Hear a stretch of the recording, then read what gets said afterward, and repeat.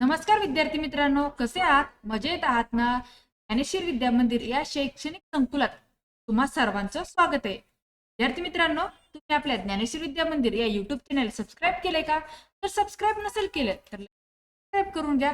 Subscribe समोर जे notification आहे हिट करा, जेणेकरून आपल्या चॅनलवरती अपलोड होणारे नवनवीन व्हिडिओज तुम्हाला पाहायला मिळतील.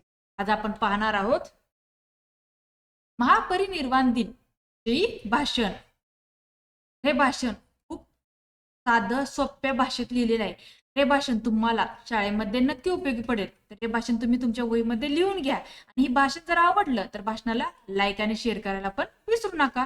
चला पाहूयात महापरिनिर्वाण दिनाविषयी भाषण. माननीय प्रमुख अतिथी, आदरणीय शिक्षक वृंद, सर्व मान्यवर आणि माझ्या प्रिय बंधू भगिनींनो, आज आपण येथे भारतातील महान समाज क्रांतिकारक, संविधान निर्माते, विचारवंत, मानवतावादी आणि कोट्यवधी वंचितांच्या हक्कासाठी अखंड लढणारे भारतरत्न डॉक्टर बाबासाहेब आंबेडकर यांच्या महापरिनिर्वाण दिनानिमित्त त्यांना अभिवादन करण्यासाठी एकत्र आलो आहोत. 6 डिसेंबर 1956 रोजी बाबासाहेबांचे देहावसन झाले, परंतु ते विचार, तत्वज्ञान, संघर्ष आणि दूरदृष्टी आजही प्रत्येक भारतीयाच्या मनात जिवंत आहेत. म्हणूनच हा दिवस सुखाचा नसून त्यांच्या कार्याचे घेऊन नव्या समाज निर्मिती प्रेरणा घेण्याचा दिवस आहे. डॉक्टर आंबेडकरांनी आपले संपूर्ण आयुष्य सामाजिक, राजकीय, आर्थिक आणि वैचारिक परिवर्तनासाठी अर्पण केले. बालपणापासूनच प्रतिकूल परिस्थिती, जातीय भेदभाव आणि यांचा सामना करत त्यांनी शिक्षणाच्या बळावर जगाला दाखवून दिले की मानवाची ओळख त्याच्या जन्माने नव्हे तर त्याच्या कर्तृत्वाने होते. त्यांनी म्हटले होते, शिक्षण हीच खरी क्रांती आहे. आपण ज्या भारतात समानता, स्वातंत्र्य आणि न्याय या मूल्यांचा अभिमानाने उल्लेख करतो, ते मूल्य आपल्या संविधानात त्यांनीच रुजले. जगातील सर्वात मोठ्या लोकशाहीला बौद्धिक दिशा देणारा हा दस्तऐवज म्हणजे आपले भारतीय संविधान. त्याचे मुख्य शिल्पकार बाबासाहेब आहेत.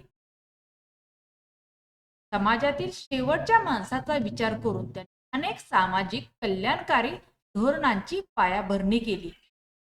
निर्मूलन, पुरुष समानता, हक्क, शिक्षणाचा प्रसार, आर्थिक न्याय, आरक्षण व्यवस्था या सर्व बाबींची मुळे त्यांच्या गंभीर अभ्यासात आढळ, न्यायबुद्धीत आणि मानवतावादी दृष्टिकोनात खोलवर रुजलेली आहे.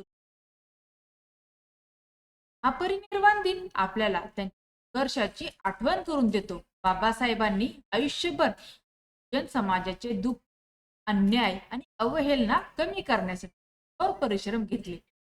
समाजाला बौद्धिक संक्रमणाच्या दिशेने नेण्यासाठी विचारांमध्ये क्रांती अनिवार्य मानली. ते म्हणत, मनाची गुलामी मोडली नाही ही क्रांती टिकत नाही.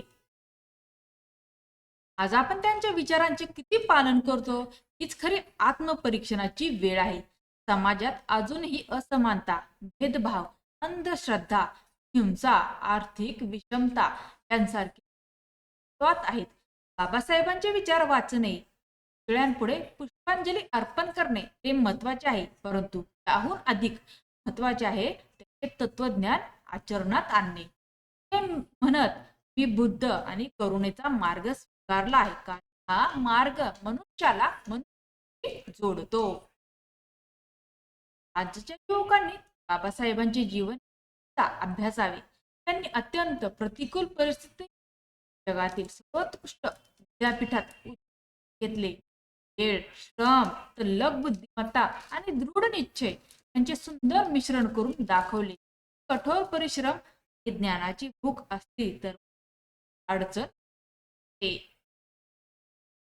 लोकांनीही त्यांच्या विचारांप्रमाणे स्वतंत्र विचार, वैज्ञानिक दृष्टिकोन आणि सामाजिक जबाबदारी या मूल्यांना करायला हवे. हा परिनिर्वाण दिन आपल्याला शिकवतो की महान व्यक्तींची देहयात्रा संपते पण त्यांचे विचार अमर होतात.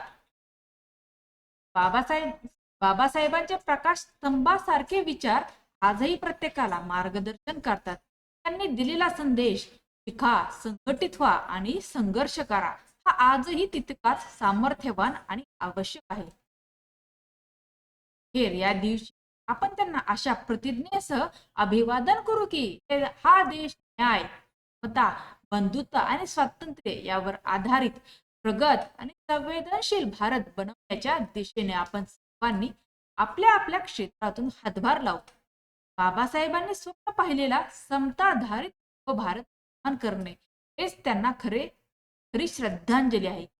जय भीम, जय महाराष्ट्र. धन्यवाद. अशा प्रकारे हा परिनिर्वाण दिनाविषयी संपलेला आहे. तर हे भाषण मुलांना तुम्हाला जर आवडलं असेल तर या भाषणाला जास्तीत जास्त शेअर करा. चॅनेलवर नवीन असणाऱ्या चॅनेलला सबस्क्राईब करा. धन्यवाद.